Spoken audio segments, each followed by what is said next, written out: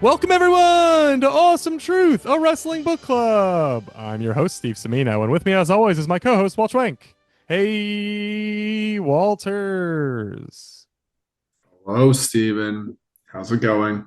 my friend. It is going very well. We are back on Awesome Truth, and today, Walt, we are talking about a feature film, a film that I don't know if it's still in theaters. I don't think it's in theaters, but it was maybe one of the big movies of the year that turned out not to be for reasons we can talk about in detail. Of course, I'm talking about the 2025 film The Smashing Machine, which, Walt, I believe you just watched this morning, correct?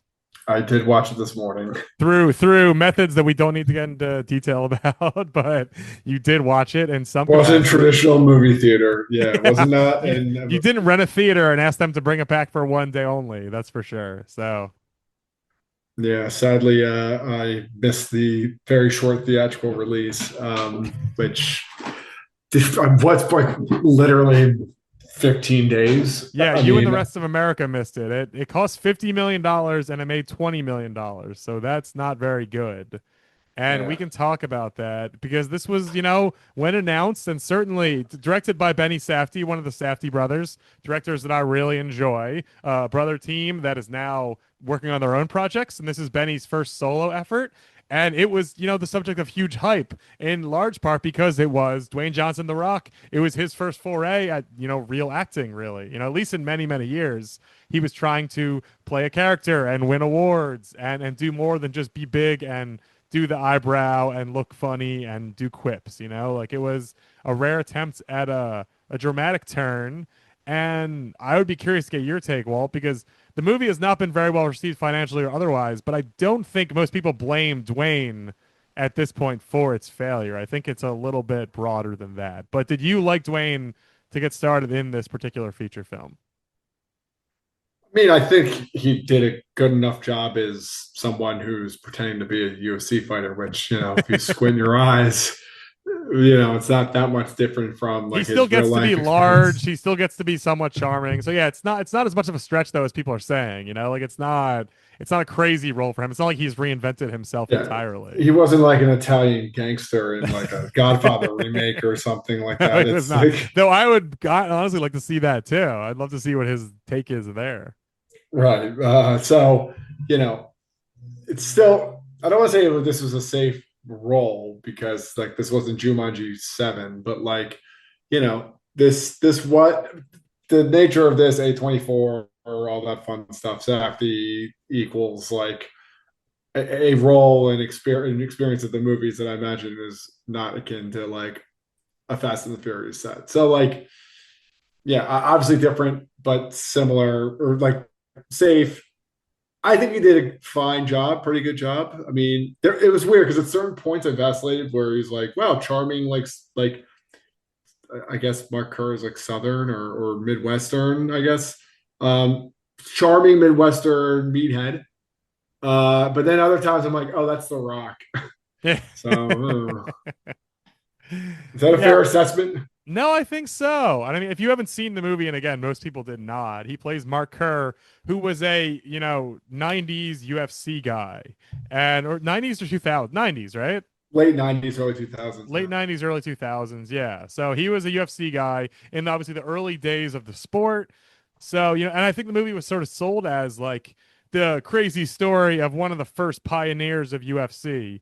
And you watch the movie and you're like, well, he was like the fifth best UFC guy of 1999. Like he really his resume is not necessarily one of a person who deserves a full movie to be made about them, which I think shows in the finished product. But in terms of Rock's contribution, yeah, he's a big guy who does early UFC and has a ton of promise and never really lives up to it for various reasons. And so in terms of Rock's performance, a big chunk of it is literally fighting, which he looks natural and pretty good at. And obviously he gets to keep his size and wear little trunks and look impressive. So certainly in that sense, he nails the part there. And the other half of the movie is relationship drama, like very big, brash loud relationship drama with Emily Blunt, his Jungle Cruise co-star, who has the thankless role of shrill, mean girlfriend. And so, honestly, I don't know if a name is even relevant beyond that. It's the thinnest role possible for a literal Academy Award winning actress. I don't really understand why she did it. We can talk about that.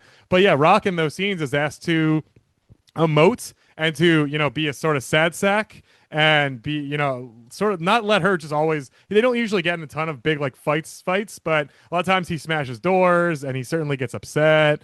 And so I guess that's where he sort of is stretching his boundaries. Is he's got to play a man in a relationship, which is just not something he does most in movies. Like one of the knocks on Rock, I feel like, is he always plays like sexless, weird loner characters. Like very Yeah. rarely is he in love or even in lust with anybody in a movie. So I guess that was a little weird. Yeah, he's like an asexual action figure. Like no genitalia, no.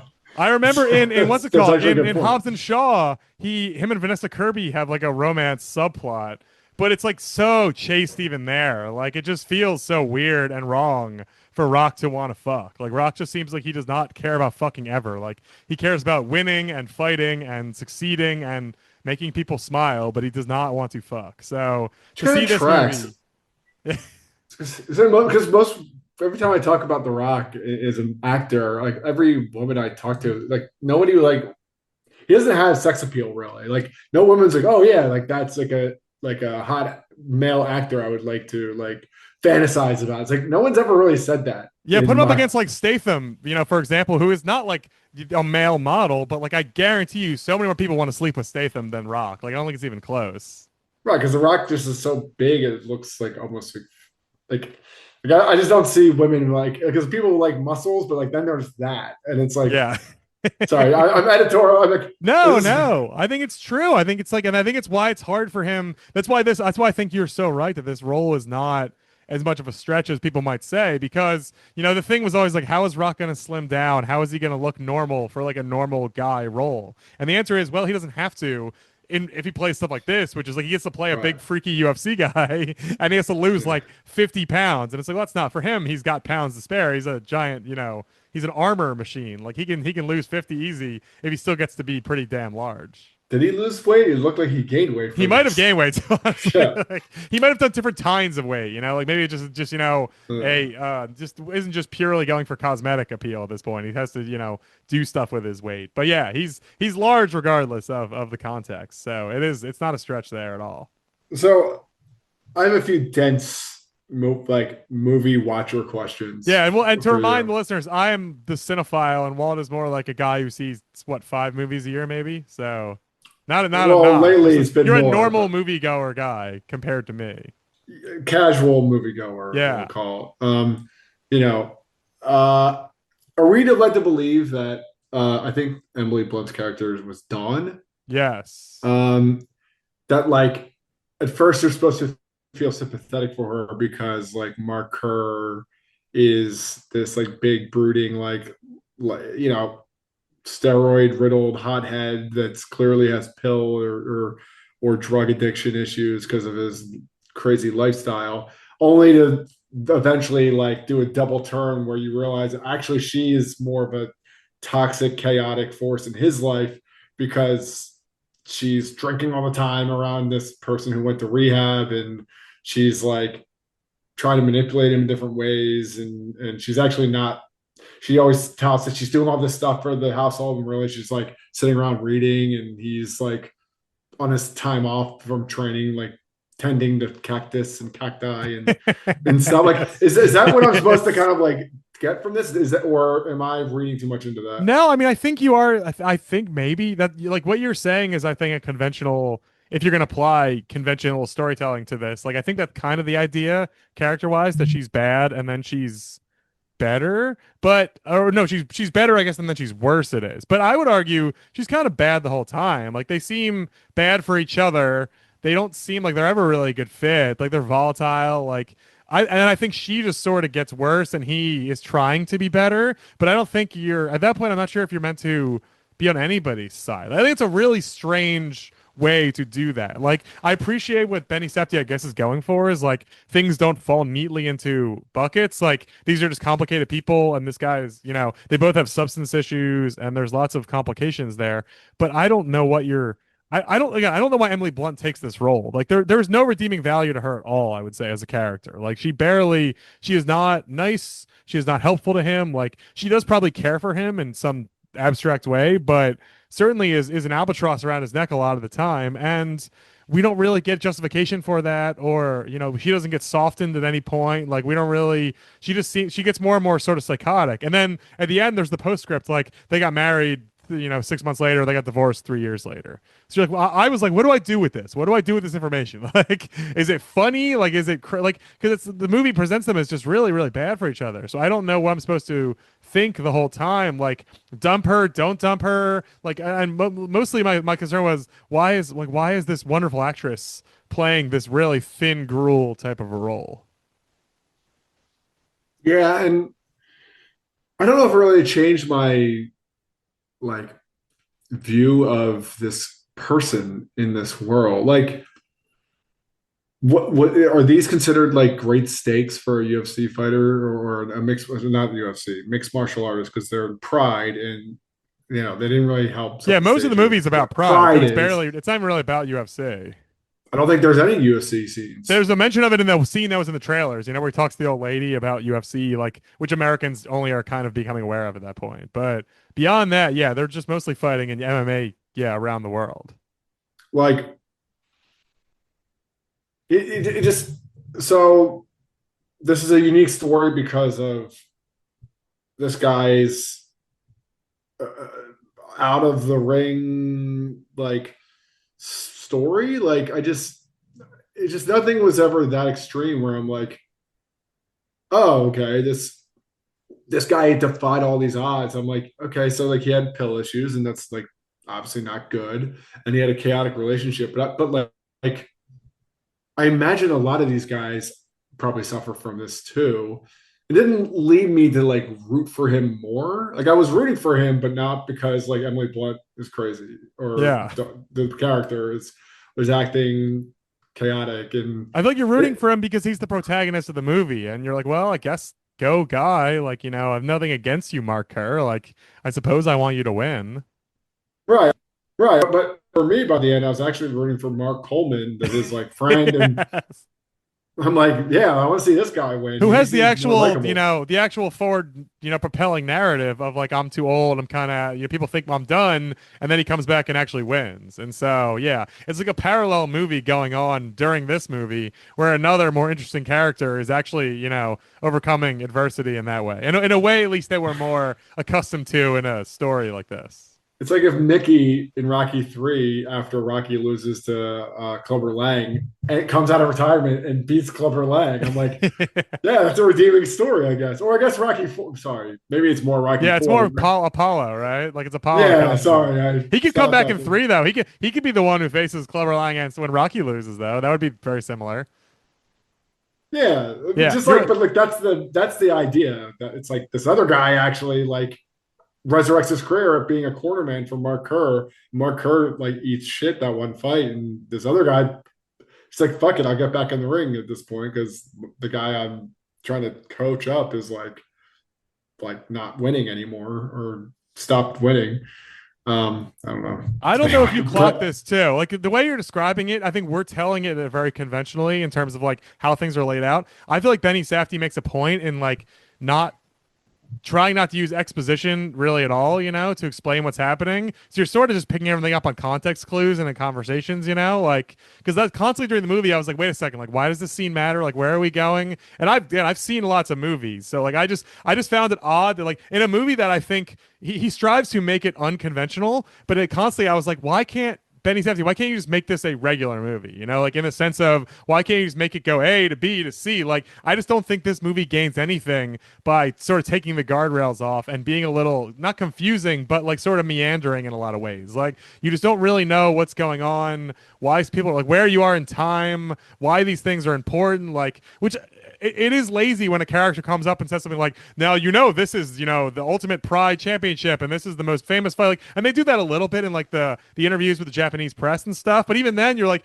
you don't really know. Like, I think you have to have some sort of you're left without a lot of context as to why things are happening, and you sort of just pick it up as you go. And I don't think this movie in particular benefits from that. I wish there had been a little more. This had kind of put those guardrails back on and try to tell a more normal story. And the unconventional part is that it's this, super unknown sport, that it's in its, infancy. And it is, like you said, filled with these volatile characters and all this weird stuff is going on. And it's very niche. Like, I feel like there's so much meat on that bone that they don't focus on that part at all. They sort of just focus on the characters, which are not very good and are not very important, but at the expense of, sort of sticking with a more, traditional type story.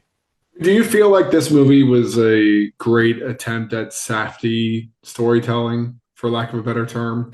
It's so, I mean, like, if you follow, like, you've seen Uncut Gems and Good Time? Have you seen either of I've those? seen Uncut Gems. I Okay. haven't seen Good Time. And their thing is definitely like, tension building, crumb bums, big weird universe, like strange characters. Like that's usually their sort of vibe. And this is a distinct departure from that. Whereas if you've seen the trailers for Marty Supreme, the other Safdie is doing a Chalamet movie later this year, which is supposed to be Mm. considerably better. Although some people do like Smashing Machine, but a lot of people seem really excited about Marty Supreme. And it looks a lot. It looks a little more normal, but it looks like there's a lot more weird characters and stuff going on. And I would say one of the faults of Smashing Machine is there's like 5 people in this movie. Like there's not a lot of people. Like there's a lot of UFC guys that come in, like MMA guys that come in and out. But really, there's Boss Rutan. There's Emily Blunt, Dwayne Johnson, the guy who plays Mark Coleman, and that's sort of like it. Like there's not really anything else going on. Like it's very focused in that way, and I think that is a departure from what the Safdies have done previously in a way that I don't find appealing. And the tension is not, there's no tension at all. Like,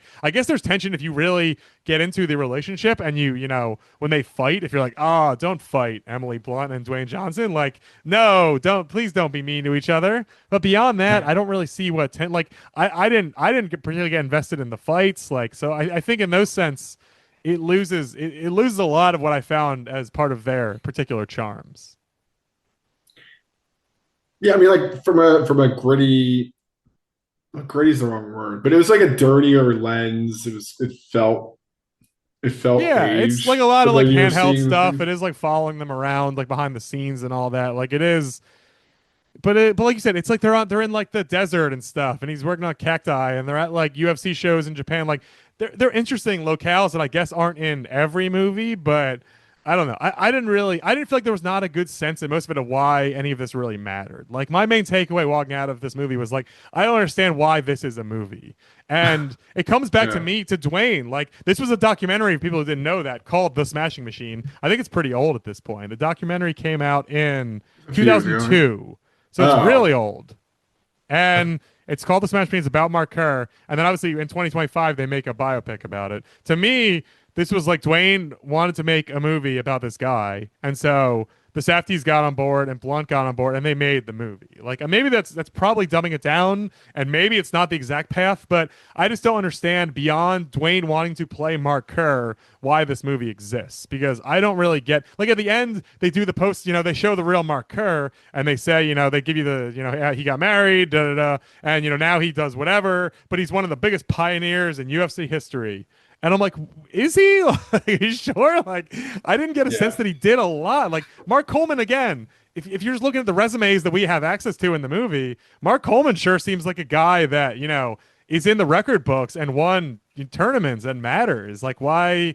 Like, Mark Kerr seems like a guy who tried and failed, which is fine. But I just don't understand why the fifth best UFC guy from 1999 gets a movie made about him.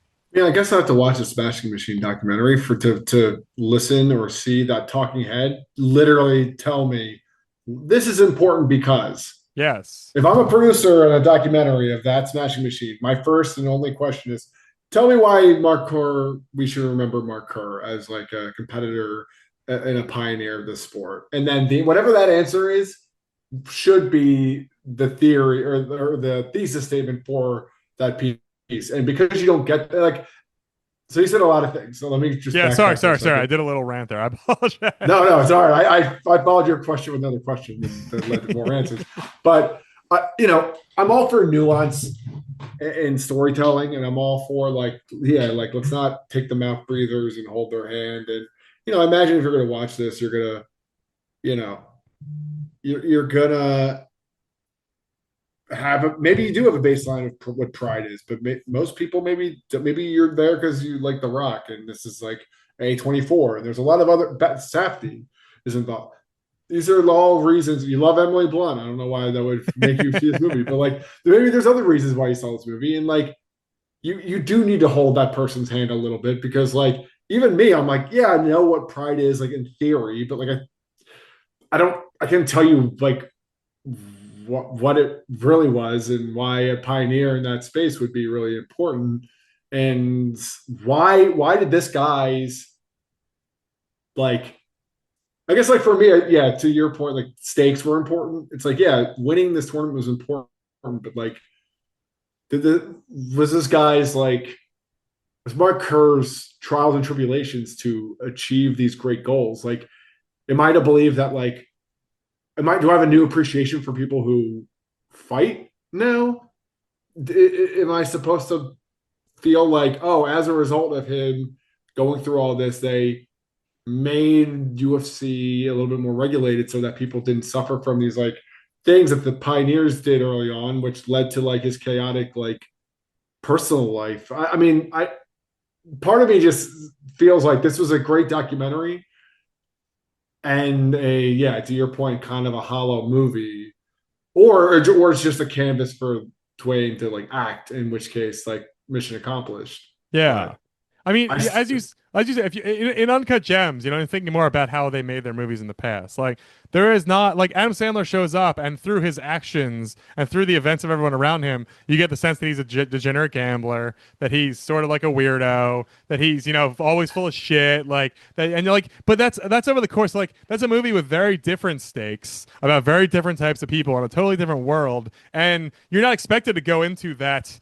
knowing or needing to know anything, like it's like, okay, this is some crumb bums in New York, like cool, like let's see where this movie takes me. And whereas with Smash Machine, like you said, there's maybe it's just implicitly built into sports movies, but when you see them or biopics, when you see a movie like this, so I feel like there needs to be some explanation at some point as to why this is existing, like whether it's spelled out in big bright letters or whether it's just the subtext of the movie. And the things you just described, like did he change UFC? Did he evolve UFC? Did he evolve MMA? Was he one of the like or does pioneer just mean first guys to do it? And like based on this movie, I can't help but think that he was just one of the first guys to participate in this sport. And it's like, great, like good for you. Like I don't know what that means beyond that being it. Like, sorry you were ahead of the curve. Like, sorry you didn't make millions of dollars. Like, join the club of like guys who came before, they who missed the wave. Like it's yeah, I just don't know why that makes him different than the other 20 guys who were doing, high level MMA in right. 1999.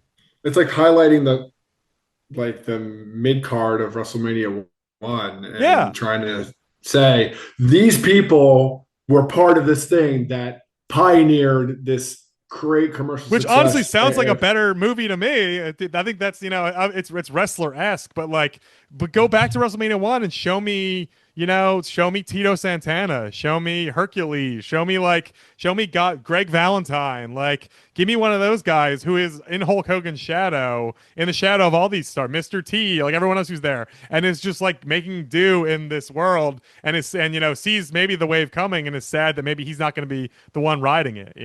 That sounds Right. better. That sounds like a more colorful world with a lot more exciting things to maybe put in your movie. But whenever you're talking about WrestleMania one, you're talking about fucking Mr. T and goddamn Hulk Hogan Yeah. and the celebrities and blah blah blah pomp and circumstance. Because while Tito Santana was on the card and did exist and was a prominent wrestler during that time, was not the reason why WrestleMania one is really talked about as it's this institutional, influential, cultural phenomenon. And so that's kind of how I feel about Mark Kerr. It's like he was a part of this uprising of of popularity with mixed martial arts in a foreign country and prove that if you're a good wrestler and you can do this and be successful, I guess. But like he didn't even place and Yeah. didn't even get a bronze medal. He He didn't get the big matchup with his friend too, which you're like, not knowing the actual events. I was like, oh, cool. Is he going to face Mark Coleman? Like that would be interesting. And then he doesn't face Mark Coleman. And you go, oh, okay. Well, obviously that's what happened in real life, so it's fine. But it is sort of just loses a lot of the momentum it sort of built up there for 20 minutes. I was like, oh, we're yeah, not getting the showdown. He's just going to lose and be sad. Okay, that's just fine. fair. It's just fair because Yeah, that's what it's what happened. But happened. like, Yeah, we can't but change there's no reason to change. But that slavish, devotion to the real events to the documentary, like you said, without the context, without the stakes being, woven in otherwise, is to me just a huge detriment. And I mean, some people don't. Some people like this. Some people like it because they say like it's about a loser. Like it's about a guy who is just, coming to grips with the fact that he is not the best. And, like, despite he wants to, he's trying really hard and it seems like he's built for this. He's just sort of a failure. And it's about him sort of accepting that and being at peace with it. Which I guess is fair. It's probably fair. true. I just don't know. I mean, I think that's that's a movie for a very specific type of person, and Right. it's not me. And even as a frequent moviegoer, I'm like, I don't like. I get that that's a thing, but like, I don't need them all to be works. Like, yeah, that A24 style can be like, or at least expectations that come with those movies that they're going to be like groundbreaking and interesting and off the beaten path. Like, I don't need every movie to be that way. Like, I'm fine with the movie being normal and conventional. I think that is that can sometimes be a real benefit to something that doesn't need to be unique. That does not gain from trying to, be special. Yeah. So ultimately, this was, I guess, fine. I mean, like all of these things point to a fine movie, Yes. yeah. I mean, Well, you're right what about I I think what guess, I think would be interesting is if you're right that if they had made, let's say they made a WrestleMania movie, and they sold it as like WrestleMania the movie, but then your entry character is not Hulk Hogan, it's a mid Carter, and the idea being we're going to show you, a grittier look at what WrestleMania was really like without the glamour, with it like in like the dirtier elements of it, the guy who makes 10 grand instead of 100 grand for doing the show, and but that movie would have to thread the needle. It could do that, but it would really also need to emphasize like why WrestleMania was important while also showing you the underbelly of wrestling, like, and I think that would be a tough thing to fit in one movie. And but if they went the one it route and they would. just sort of showed you Tito Santana, I bet a lot of people would walk out and be like, I don't fucking care about Tito Santana. Like I care about Hogan, like you said. Right. I care about Vince. I care about Liberace. I care about all that stuff. Yeah. I care about the Rockettes. So I think that would be a very fair criticism, and I think that person would have made a conscious choice along the way, like too much for one movie. I can't do it. But then you're not telling the story that a lot of people want to hear, And in this case, I don't need to know how UFC was founded and rose, but like I need to know where he fits into the broader story for me personally. And I think the movie just really doesn't, care about that while also at the end reminding you this guy is important, which I just find very confusing. I don't see, how you can make Yeah. a movie about one thing and then at the end say, oh, and he was a pioneer. Like, by the way, don't forget. Right. I mean, because in the, this is just like my loose knowledge of UFC and early days of UFC from the Ken Shamrock book we read, from other, just like, just knowing the mixed martial arts, like as a very, very, very casual onlooker. Like, you know, maybe if they kind of talked through the fact that these guys would fight multiple times a night, like nowadays, if having one fight in 3 months would be like ambitious for a UFC fighter. And Mm-hmm. there's all sorts of regulations, and the sport is completely different than it was 20, 30 years ago.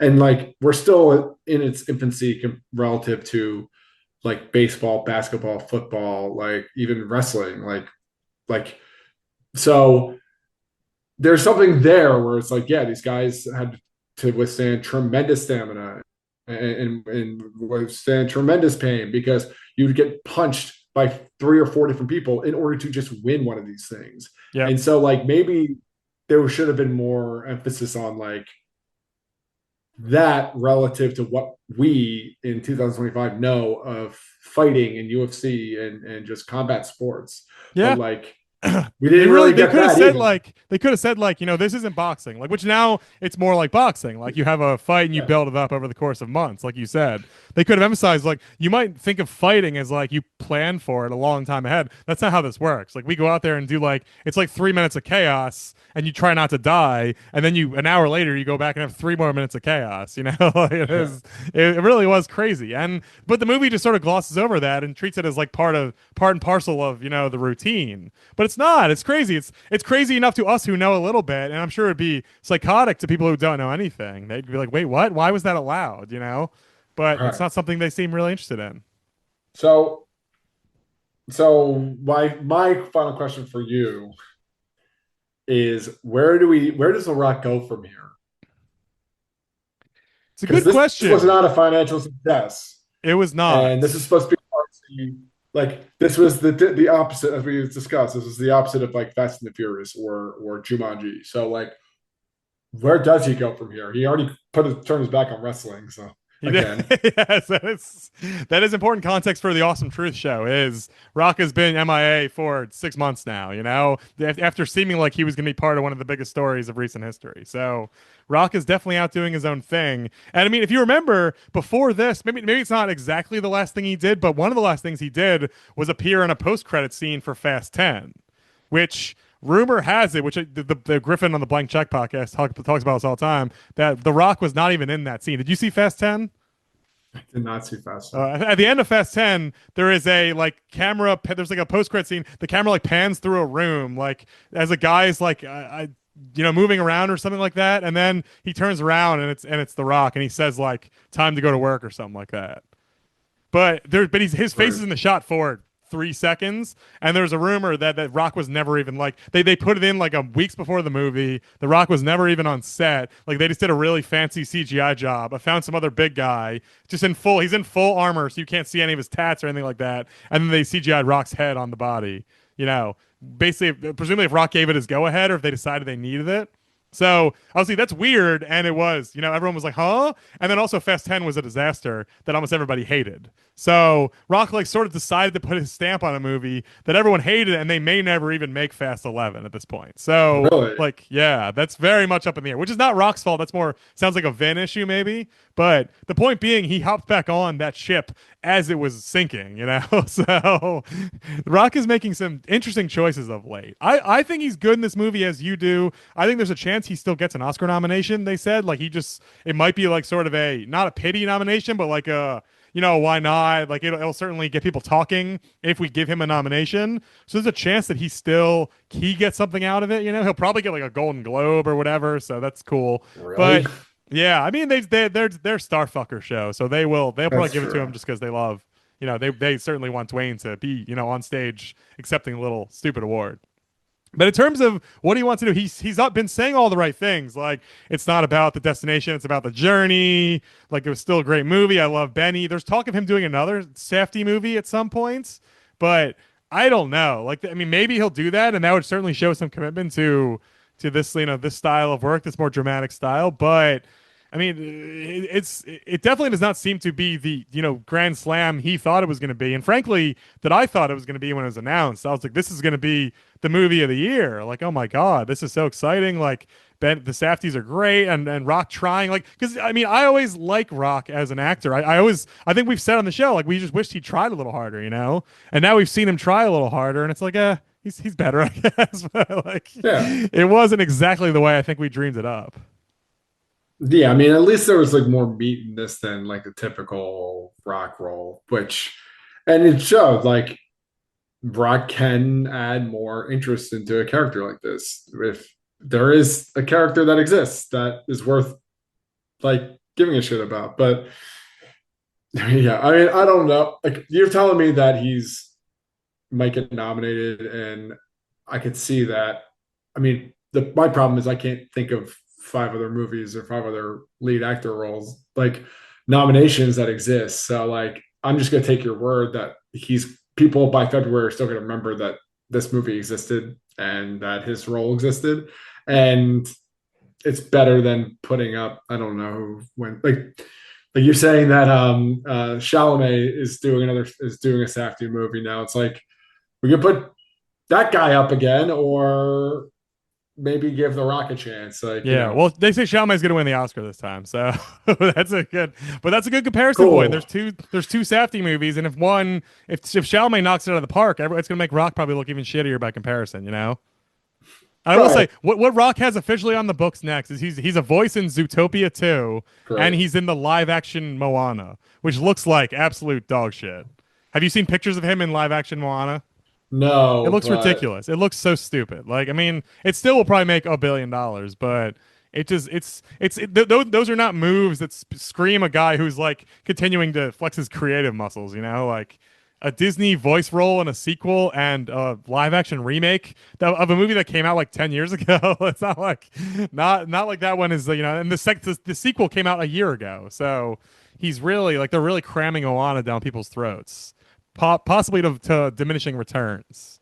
So it's not like I don't think we'll see how it all works out, but that certainly doesn't make me think this guy is like on top of the world. You know, it seems like he's a guy who's trying to figure it out still yeah, I mean, after years of incredible success. But maybe that runs over. You know, maybe this is going to be like Copland, Stallone and Copland, which I love that movie, but he tried to do something different.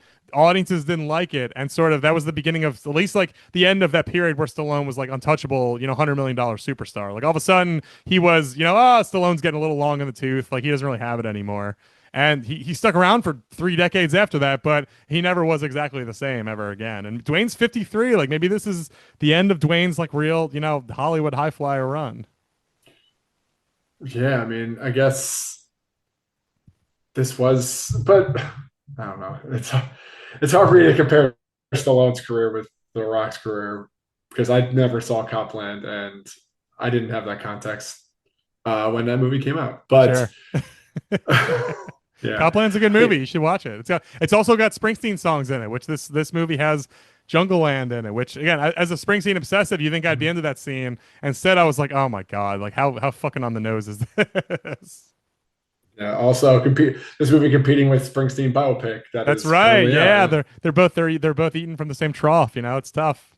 yeah. Love our Hollywood biopics. I don't know. So I assume you're happy you didn't spend cold hard cash on this one, right? Yeah, I'm a little happy that I avoided this one. Yeah. Well, I'm happy you got to see it so we could talk about it because I know we've been. I saw it when it came. I saw it the day it came out. So I've been holding on to my thoughts on this one for three Yeah. weeks because I don't know a single other person who saw it. So it's just been like me thinking about Smashing Machine every now and then in my house. So I'm glad we got to talk about it. Sadly, I almost put this episode off another 2 weeks because I was just like, I need to figure out how to watch this damn thing. Yeah. Well, I'm happy you figured out a method that we will not discuss, but a method that was productive. So thank you for Yes, that. we did it.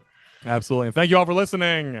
If you want more awesome truth, more on The Rock, we have a ton in the back, including, I believe, the Hobbs and Shaw episode, right, Walt, from many months ago, many years ago at this point, where we talk I'm about gonna Roman trust you on that Reigns one. and stuff. I think friend of the show, Chris Holcomb, was on that one, Yeah, right? that sounds right. That Yeah. was some thin gruel because there was no wrestling in that. So I think we were just like really Ugh. struggling to find something to talk about there. Yeah.